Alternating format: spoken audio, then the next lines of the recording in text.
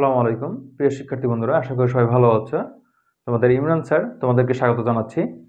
আজকের ক্লাসে আমরা একটি প্রমাণ দেখব। তো প্রমাণটি হচ্ছে √7 একটি অমূলদ সংখ্যা। আমরা গাণিতিক যুক্তির মাধ্যমে প্রমাণটি করব।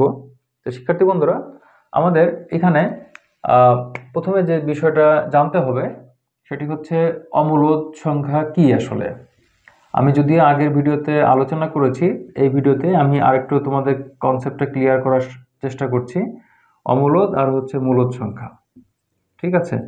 তাহলে অমূলদ সংখ্যা জানতে গেলে আগে আমাদের যে বিষয়টা জানা দরকার সেটি হচ্ছে মূলদ সংখ্যাটা কি। তো আমি এই জন্য হচ্ছে আগে মূলদ সংখ্যা নিয়ে আলোচনা করছি, আর পরে হচ্ছে আমি অমূলদ সংখ্যাটা বলবো, কারণ অমূলদ সংখ্যাটা হচ্ছে মূলদ সংখ্যার ঠিক উল্টাটা। তো অমূলদ সংখ্যাটাই হচ্ছে যে দুইটি সহমৌলিক সংখ্যার অনুপাত, ঠিক আছে? আমরা যদি সহজে বলি দুটি সহমৌলিক সংখ্যার অনুপাত। বিষয়টা কিন্তু খুব সহজ, খেয়াল করো শিক্ষার্থী বন্ধুরা। যেমন এখানে আমি যদি দেখাই তোমাদের 1/2, তাহলে এখানে 1/2 এই দুজনই কিন্তু হচ্ছে সহমৌলিক সংখ্যা। এখন কথায় কথা বাড়ে আসলে সহমৌলিক সংখ্যাটা আসলে কি, এখন আমাদের সেটা জানতে হবে।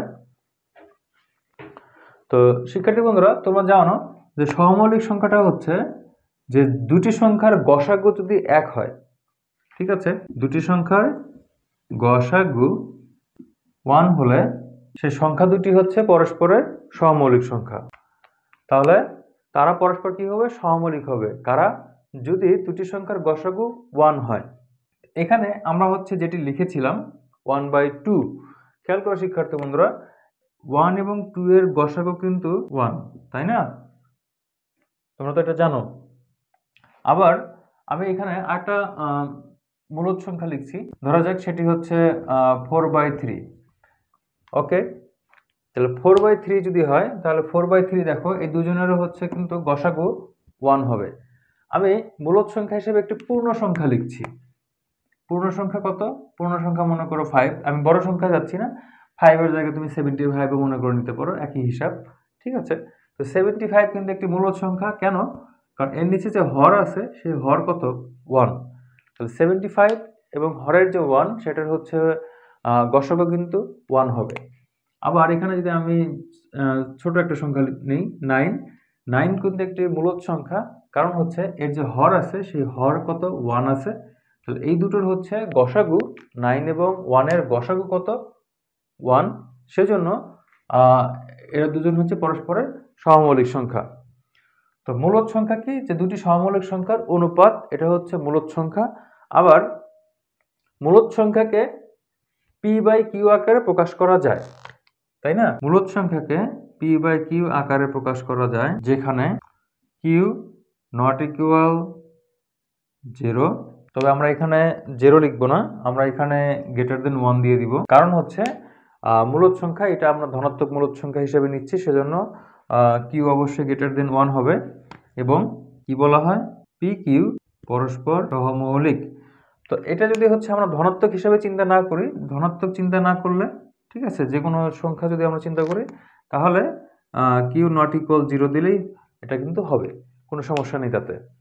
তাহলে শিক্ষার্থী বন্ধুরা, এই ছিল হচ্ছে আমাদের মূলদ সংখ্যা। মূলদ সংখ্যা সিম্পলি যদি বলি, মূলদ সংখ্যা হচ্ছে দুটি সহমৌলিক রাশির অনুপাত, অথবা আমরা যদি বলি যে মূলদ সংখ্যাকে p/q আকারে প্রকাশ করা যায়, যেখানে q ≠ 0। 0 কেন হবে না? কারণ হচ্ছে যদি হর 0 হয়ে যায় তাহলে পুরো সংখ্যাটা হচ্ছে ইনভ্যালিড হয়ে যায়। আর pq কি হবে? পরস্পর সহমৌলিক সংখ্যা হবে। শিক্ষার্থী বন্ধুরা, আমাদের যে ভগ্নাংশগুলো আছে, যেগুলো আসলে প্রকৃত বলি বা অপ্রকৃত যাই বলি না কেন, আমরা সিম্পল চিন্তা করো যে এখানে যদি এটা এরকম হতো যে 12/সিম্পল একটা যদি বলি 12/9, তাহলে 12/9 এরা কি করি? আমরা কিন্তু প্রথমত এটা এই দুজনকে আমরা কাটাকাটি করি। কত দিয়ে? 3 দিয়ে কাটাকাটি করলে 4 হয়, আর এখানে 3 দিয়ে কাটাকাটি করলে 9 কে 3 হয় 4/3। তাহলে কাটাকাটি আসলে আমরা কতক্ষণ করি? যতক্ষণ পর্যন্ত কাটাকাটি করা যায়। তো যখনই যে কোনো একটা সংখ্যার তুমি যখনই দেখবে যে কাটাকাটি আর করা যাচ্ছে না, তার মানে ওই সংখ্যাটা দেখবা, মানে এই সংখ্যা দুটা, লব এবং হরের যে অনুপাত, এই দুটা সংখ্যা পরস্পর দেখবে সবসময় সহমৌলিক সংখ্যা হবে। আমি যদি একটু জটিল কোনো কিছুতে যাই, মনে করো 212 ডিভাইডেড বাই 54 মনে করি আমরা। তো এই দুজনকে যদি হচ্ছে আমরা কাটাকাটি করি, তাহলে 2 দিয়ে কাটলে দেখো নিচে হচ্ছে 27 আর লবে হচ্ছে 106। তো এই 106 ডিভাইডেড বাই 27 এটা কিন্তু হচ্ছে একটি সহমৌলিক সংখ্যা, কারণ এই দুজনে তুমি যদি লসাগু করো দেখবে যে 1 হবে। আর এই দুটো সংখ্যারই তুমি যদি এখন দশমিকে ভাঙাও বা যাই করো না কেন বা ভগ্নাংশ আকারে রাখো না কেন, এরা কিন্তু হচ্ছে মূলদ সংখ্যা, কারণ এটা অলরেডি পি বাই কিউ আকারে প্রকাশ করা হয়ে গিয়েছে। তো শিক্ষার্থী বন্ধুরা, এই ছিল হচ্ছে সহমৌলিক এবং মূলদ সংখ্যা।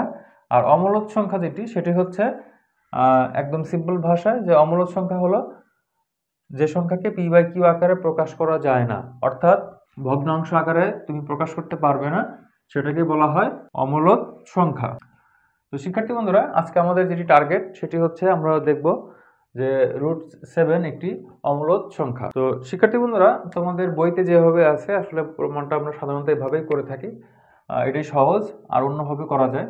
তো এটার সমাধান যদি আমি করি, যে ধরি √7 একটি মূলদ সংখ্যা, তাহলে মূলদ সংখ্যা যদি হয় তাহলে মূলদ সংখ্যা হলে কি করা যাবে, অর্থাৎ √7 এটা হচ্ছে কি হবে, পি বাই কিউ আকারে প্রকাশ করা যাবে, তাই না? যেখানে কিউ যেহেতু হচ্ছে √7 এটা একটা পজিটিভ সংখ্যা, ধনাত্মক সংখ্যা, তাহলে আমি ধরে নিচ্ছি অবশ্যই এটা আমাদের কি হতে হবে, কিউ গ্রেটার দেন 1 হইতে হবে এবং পি কিউ সহমৌলিক সংখ্যা।